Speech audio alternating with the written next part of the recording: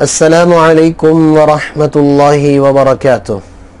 أنا معكم محمد عبد الله المشمر المدرس بأكاديمية آس بلاهور. كيف حالكم جميعا؟ أرجو أن تكونوا بخير وصحة وسلامة. میں امید کرتا ہوں کہ آپ سب خیر وعافیت سے ہوں گے. آج کا ہمارا سبق الدرس الثالث والخمسون 53 نمبر سبق ہے. آج کے سبق کا تعلق پچھلے سبق کے ساتھ ہے. چونکہ پچھلے سبق کو ہم نے ایئرپورٹ سے متعلقہ مفردات ان میں ذکر کیے تھے، چیزوں کے نام ذکر کیے تھے. آج کے سبق میں ہم انشاءاللہ تعالی ایئرپورٹ پر جو مشہور عبارات استعمال ہوتی ہیں ان کے حوالے سے آج کے سبق میں ہم ذکر کریں گے. تو کوشش کیجئے پہلے ان کے مفردات کو اچھے طریقے سے یاد کر لیں اور پھر اس کے بعد ان عبارات کو دیکھیں. چونکہ اللہ تعالی ہم سب کو اور آپ سب کو بھی عمرے کے لیے، حج کے لیے قبول فرمائے. تو ضرور آپ کو ان چیزوں کا سامنا کرنا پڑے گا. تو اس وقت کوشش کر کے ان عبارات کو استعمال کر کے آپ بہت ساری مشکلات اپنی آسان کر سکتے ہیں. تو آئیے آج کے سبق سے حوالے سے ان عبارات کا تذکرہ کرتے ہیں جو ہمیں عمومی طور پر ایئرپورٹ پر پیش آتی ہیں. الدرس الثالث والخمسون 53 نمبر سبق حول المطار. حول المطار ایئرپورٹ کے بارے میں. اس میں ایئرپورٹ سے متعلقہ عبارات ذکر کی جائیں گی. سب سے پہلی عبارت انوی السفر بالطائرہ. انوی کا مطلب میں نیت رکھتا ہوں، یہ میرا ارادہ ہے. السفر سفر کرنے کا، بالطائرہ ہوائی جہاز کے ذریعے سے. اگلی عبارت ہے السفر بالطائرہ.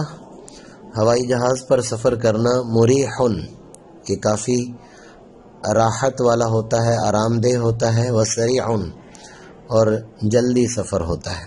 آپ کسی گاڑی کے بارے میں بھی کہہ سکتے ہیں کہ السفر فی دائیو مثلا مریح وسریع. اگلی عبارت هل حجزت تذکرۃ السفر. حجز کا معنی بک کروانا. کیا آپ نے سفر کا ٹکٹ، تذکرۃ السفر سفر کا ٹکٹ بک کروایا ہے؟ نعم، نعم حجزتها. حجزتها میں نے بک کروایا ہے. نعم حجزتها میں نے بک کروایا ہے. این جواز سفرک. این جواز سفرک آپ کا پاسپورٹ کہاں ہے؟ این جواز سفرک آپ کا پاسپورٹ کہاں ہے؟ این تاشیرتک آپ کا ویزا کہاں ہے؟ ہوا فی الحقیبہ. ہوا فی الحقیبہ وہ میرا پاسپورٹ بیگ میں ہے. ہوا فی الحقیبہ وہ بیگ میں ہے. ماذا تريد یا حبیبی. ماذا تريد آپ کیا چاہتے ہیں؟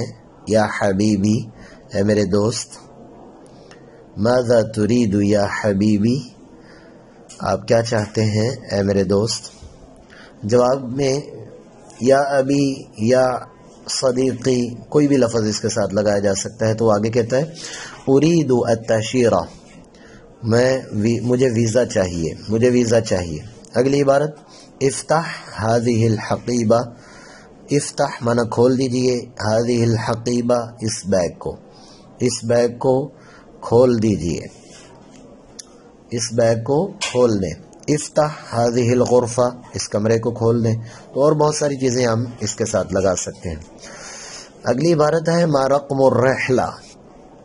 فلائٹ نمبر کیا ہے؟ فلائٹ نمبر، یہ بہت زیادہ ضرورت ہمیں پڑتی ہے اس کی. ما رقم الرحلہ فلائٹ نمبر کیا ہے؟ ما رقم الجوال موبائل نمبر کیا ہے؟ تو رقم الرحلہ فلائٹ نمبر. آگے میں نے ڈیش ڈیش لگائی ہے. کیا مطلب ہے کہ جو اس پر نمبر لکھا ہو فلائٹ کا تو وہ آپ ذکر کر دیں.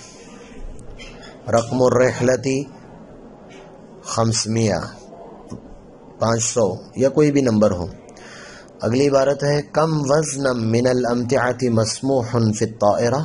کم وزنن کتنا وزن، من الامتع امتع جمع متاع، متاع کہتے ہیں سامان کو، مسموح اجازت ہے اس کی، فی الطائرہ جیسے ہم کہتے ہیں جہاز میں کتنا وزن ہم لے کر جا سکتے ہیں، کم وزنن کتنا وزن، من الامتعتی سامان میں سے، مسموح جس کی اجازت ہے، فی الطائرہ تو 35 کلو گرام 35 کلو جو ہے وہ عام طور پر، اگر 40 ہے تو 40 kilo gram, 50 kilo gram, 60 kilo gram, تو جتنا بھی ہو وہ عدد آپ پہلے پڑھ چکے ہیں تو اسی کے حساب سے وہاں پر ذکر کر دیں۔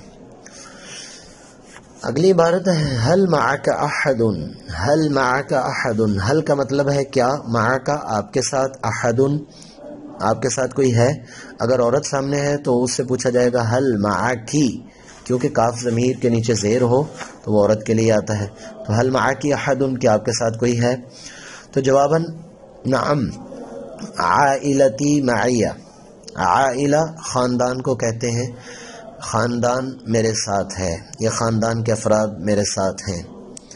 الی این ترید ان تسافر، آپ کہاں سفر کر رہے ہیں، جیسے ہم بعض دفعہ پوچھتے ہیں کہ آپ کس ملک میں جا رہے ہیں، کس ملک کا سفر کر رہے ہیں، الی این ترید ان تسافر، آپ کہاں سفر کرنے کا ارادہ رکھتے ہیں، تو جواباً کہا جائے گا اريد ان اسافر الى المملکۃ العربیہ، اريد ان اسافر میں چاہتا ہوں کہ میں سفر کروں الى المملکۃ العربیہ، مملکۃ العربیہ یعنی سعودیہ کی طرف، اريد ان اسافر الى پاکستان، اريد ان اسافر الى الہند، میں ہندوستان کا سفر کرنا چاہتا ہوں، تو جو بھی یہ عبارت پہلے والی وہی رہے گی، باقی آپ نام بدلتے جائیں۔ اگلی عبارت ہے ما هو ثمن التذکرۃ للذهاب، ٹکٹ کا، جانے کا ٹکٹ کتنے کا ہوگا، یعنی جانے کے ٹکٹ کی قیمت کیا ہوگی، ما هو ثمن التذکرۃ للذهاب۔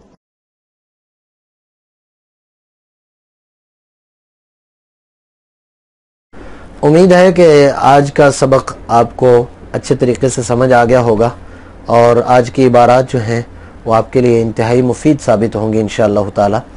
آج آپ سے ایک بات عرض کرنی ہے، بہت سارے ساتھیوں کی خواہش ہے کہ یہ جو اب تک ہمارے 53 سبق تقریباً ہو چکے ہیں، ان 53 سبقوں کو ایک تحریری شکل میں لایا جائے، ایک کتابی شکل میں لایا جائے، اور وہ ہم سے مطالبہ کر رہے ہیں، لیکن وقت کی قلت کے پیش نظر میرے پاس چونکہ وقت نہیں ہوتا، مصروفیات اور ہوتی ہیں، تو اگر کوئی بھائی یا کوئی ہماری بہن اس کے لیے جو بالخصوص وہ جو باقاعدگی سے ان اسباق کو دیکھ رہے ہیں اور مشقیں لکھ کر ہمیں بھیج رہے ہیں، اگر ان میں سے کوئی ایک ساتھی کوشش کر لے کہ انہیں کمپیوٹر پر لکھ کر ان اسباق کو ایک کتابی شکل یا ایک مسودہ اس کا اگر تیار ہو جائے تو وہ ہمیں بہت زیادہ مفید ہوگا، ہمارے لیے وہ کافی حد تک فائدہ مند ہوگا، اور پھر وہ ہم کسی کو بھی پہنچا سکتے ہیں، کسی تک بھی اس کو ہم انہیں دے سکتے ہیں، وہ کلاس کے لیول پر اسے نصاب میں بھی داخل کیا جا سکتا ہے اور چھوٹے بچوں کو بھی پڑھایا جا سکتا ہے، اور جو گھر کے اندر ہے کوئی اس کو بھی اپنی ضرورت کے لیے استعمال کر سکتا ہے، تو یہ ایک بہت بڑا صدقہ جاریہ ہوگا۔ ظاہر سی بات ہے کہ ہم عربی زبان سیکھ رہے ہیں، الحمدللہ اس میں ہمارا کوئی ذاتی مفاد نہیں ہے، بلکہ یہی ہے کہ ہم کوشش کر کے قرآن پاک کی زبان کو سمجھیں، اور قرآن کی زبان کو سمجھ کر پھر قرآن پاک کو پڑھیں گے تو انشاءاللہ تعالیٰ پھر اس پڑھنے کا مزہ اور اس کی لذت بالکل الگ ہوگی۔ صحابہ کرام رضوان اللہ علیہ مجمعین کے حوالے سے تاریخ میں یہ ملتا ہے کہ جب صحابہ کرام تیونس وغیرہ اور یہ سوڈان اور الجزائر وغیرہ کی طرف تشریف لے کر گئے تو وہاں کے لوگوں کو عربی زبان سے روشناس کروا دیا اور عربی زبان ان کو سکھلا دی اور پھر قرآن پاک ان کے ہاتھ میں دے دیا۔ اس کا نتیجہ کیا نکلا؟ اس کا نتیجہ یہ ہوا کہ وہاں کی آج قومی زبان وہ عربی ہے، اور وہاں پر وہ قرآن پاک کو تلاوت کرتے ہیں، اور ہم بعض دفعہ مشاہدہ کرتے ہیں ویڈیو وغیرہ کے اندر کہ امام صاحب قرآن پاک کی تلاوت کر رہے ہوتے ہیں اور جو پیچھے مقتدی ہوتا ہے اس کی آنکھوں سے آنسو بہہ رہے ہوتے ہیں۔ تو یہ کس کی برکت ہے؟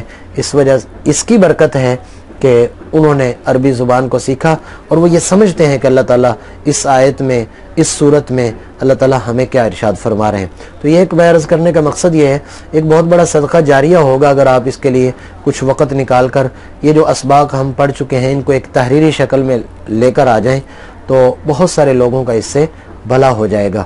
تو کسی بھی ساتھی کو اگر اس حوالے سے کسی کے پاس فرصت ہو یا وہ کچھ کام کر سکتا ہو تو اس واٹس ایپ نمبر پر مجھ سے رابطہ کر لیجئے۔ انشاءاللہ تعالیٰ کسی چیز میں اگر مشکل ہوگی تو ہم ضرور آپ کے ساتھ تعاون کریں گے۔ آپ کے تعاون کا بہت زیادہ شکریہ۔ اپنا بہت زیادہ خیال رکھیے اور عربی کے ساتھ اسی ذوق اور شوق کے ساتھ اپنا لگاؤ اور اپنی محبت کا اظہار کرتے رہیے۔ اگلے سبق تک کے لیے اجازت دیجیے۔ اللہ حافظ۔ السلام علیکم ورحمۃ اللہ وبرکاتہ۔